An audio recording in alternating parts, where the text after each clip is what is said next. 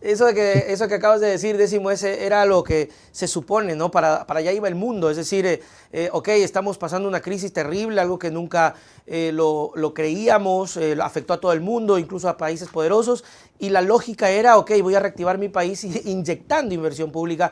Pero es cierto, el 18% del presupuesto, esa es la desazón de la gente cuando escucha estas noticias o estos titulares de 31 millones de dólares. ¡Wow! ¡Qué chévere! ¡Qué bacán! El próximo año es. Pero estamos pasando uno que ya casi que nos dijeron aguántense noviembre y diciembre, pues lo que venga, porque no vamos a hacer nada. Y el próximo con 31 millones veremos. Pero lo actual tampoco se ha ejecutado y esa es una de las cosas que hace que la gente, decimos, ya no crea en el gobierno. La palabra del presidente ha venido de tumbo en tumbo y parece ser que no le importa. ¿Eso tiene algún tipo de relevancia o no?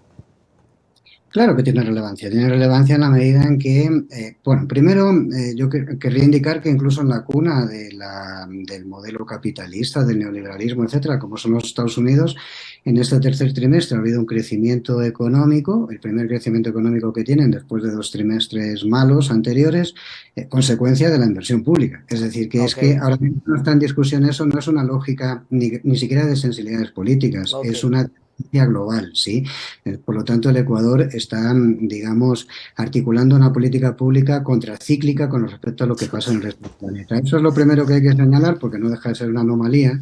Pero en segundo lugar, efectivamente, yo creo que la credibilidad del presidente es tremendamente baja a consecuencia de los niveles de incumplimiento y de la falta de coherencia entre el discurso y la praxis. Y hay que dejarlo claro. Tú no puedes decir que estás generando 500.000 puestos de empleo y apenas tiene 140.000, digamos, afiliados en el IES Uh -huh. nuevo. Es decir, no puedes plantear que se está reactivando la economía cuando la gente sigue manteniendo lógicas de supervivencia cotidiana, las grandes mayorías, es decir, después de la pandemia.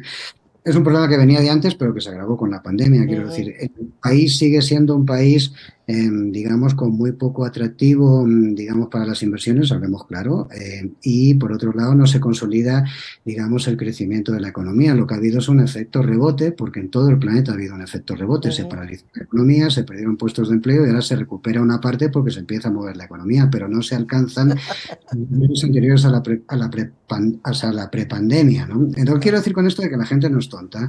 La gente puede no entender términos macroeconómicos, pero entiende su lógica vivencial de todos los días y siente de que lo que le están contando no se ajusta a la realidad que vive y por lo tanto eso genera, digamos, esta falta de confianza y pérdida de credibilidad por parte de las vocerías gubernamentales.